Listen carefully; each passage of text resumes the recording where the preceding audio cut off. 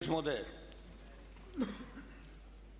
जो paper leak की घटनाएं हुई पिछले 5 साल के दरमियान, उससे पहले भी कोई नई बात नहीं, हमेशा राजस्थान शर्मसार हुआ। और पेपर लीक की घटनाओं के खिलाफ जो आंदोलन आपके यहाँ नेता प्रश्न पूछिए। एक मिनट, थोड़ा भूमिका तो बनाऊंगा साहब, एक प्रश्न पूछिए, कमाल करो। इतने साल बाद हाउस में आए वापिस। जैसे डॉक्टर साहब किरोड़ीलाल जी आए, मैंने राठौड़ साहब, राज्यवर्धन जी बैठे लोकसभा के अंदर, इन्होंने भी रीट का मामला उठाया था। डॉक्टर साहब हमेशा आंदोलन करते थे और आपको इसका फायदा भी मिला।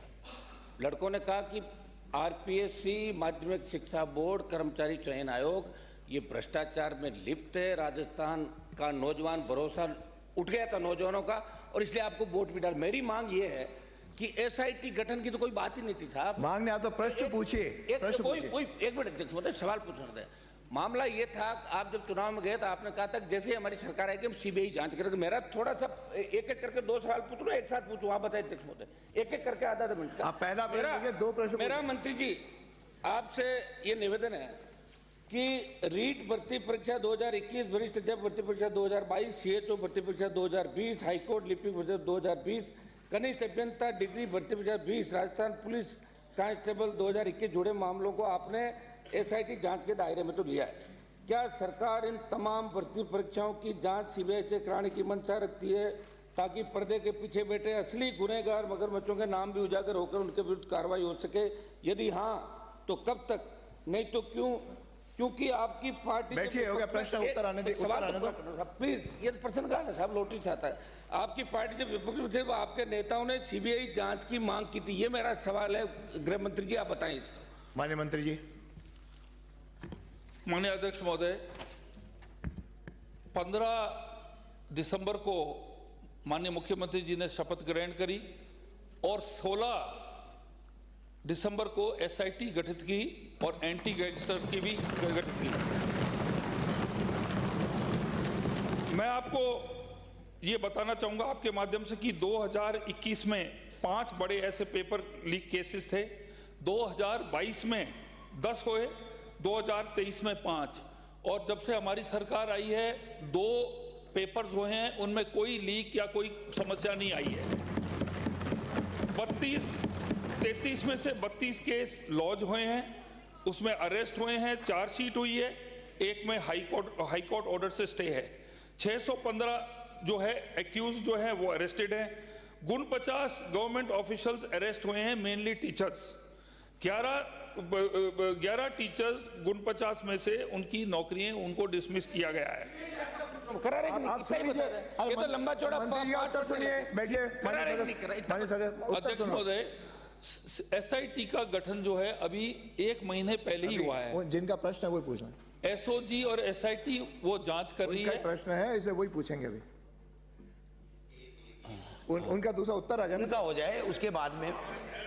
एसओजी और एसआईटी जो है अभी 1 महीने पहले गठन हुआ है, वो साथ काम कर रही हैं, वो अपना कार्रवाई कर रही है, और अगर वो उचित समझेंगी तो उसको सीबीआई के भेजने के लिए वो जो उनकी जांच करेंगे अधिकारी करेंगे, वो उचित कार्रवाई करके हमें जब रिपोर्ट पेश करेंगे उसके आगे कार्रवाई करेंगे। दूसरा कोई हो तो पूछे। दूसरा प्रश्न। अध्यक्ष महोदय, मेरा निवेदन ये था अध्यक्ष महोदय कि आपकी सरकार बनते ही आपने एक आदेश ही जारी किया था कि पहले जो पुरानी सरकार थी कांग्रेस की, उन्होंने ये कह दिया कि दिल्ली के जो महकमे राजस्थान के अंदर है उनमें सीधी सीबीआई नहीं आ सकती, आपने रोक लगा दी। ये तो आपने आदेश ले लिया कि अब सीबीआई स्टेट की बिना अनुमति के जो केंद्र सरकार के महकमे उनमें आ सकती है, लेकिन ये अनुशंसा तो आपको करनी पड़ेगी। जब भी सीबीआई किसी केस के अंदर आएगी तो आप कृपया अनुशंसा करें इन मामलों का। जब आएगा बेटे प्रश्न आ गया, उत्तर। एक मिनट, सवाल तो पूछ ले। मैंने बताया आपको, आदेश बताया था।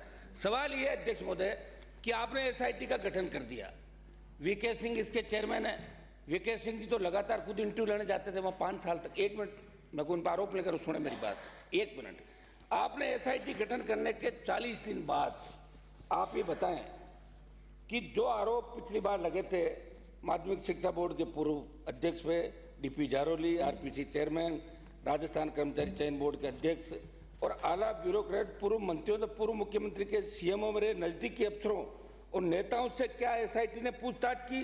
क्या जिन पर आपकी पार्टी भाजपा के वरिष्ठ नेताओं ने आरोप लगाए, यदि की है तो किन किन लोगों से एसआईटी ने पूछताछ की, और नहीं की तो उन्होंने पूछताछ क्यों नहीं की? ये मेरा सवाल है मंत्री जी, कम से कम एसआईटी की बैठिए, हो गया, इसको आप बता दें। प्रश्न आ गया। अध्यक्ष महोदय, जो हमारे एसआईटी के जो चीफ हैं वो सीबीआई में रह चुके हैं। यदि माननीय सदस्य को कोई पर्टिकुलर मामले के अंदर कुछ आपको कुछ डेटा चाहिए तो आज ही एसआईटी के साथ आपकी मीटिंग करा देंगे और आप उसके बारे में डिस्कशन कर सकते हैं। अरे आप बैठ, आपको अनुमति नहीं मिली है माननीय सदस्य, माननीय सदस्य, अभी अनुमति नहीं। अब जवाब आ रहा है?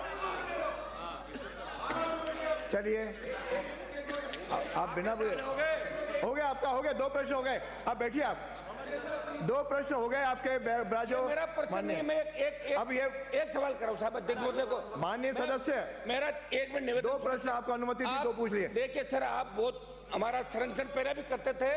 1 मिनट बोरा जी, 1 मिनट। आपको बिना अनुमति के कोई नहीं बोलेगा। अध्यक्ष महोदय, आपको संघर्ष करते हुए हमने देखा यहाँ पे, इसलिए मैं पूछ रहा हूँ आपसे। आज मेरा लास्ट सवाल है मंत्री जी से।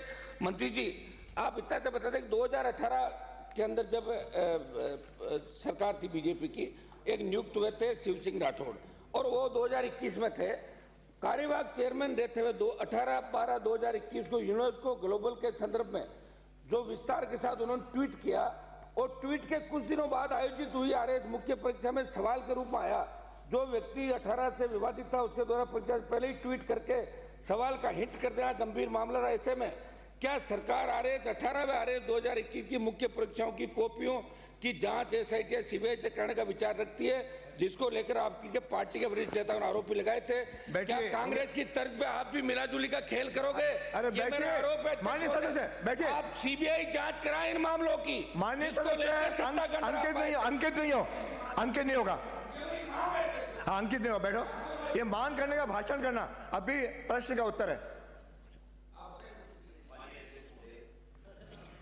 माननीय, आप बैठिए। अरे आप बैठिए, आप बैठिए, आप बैठिए।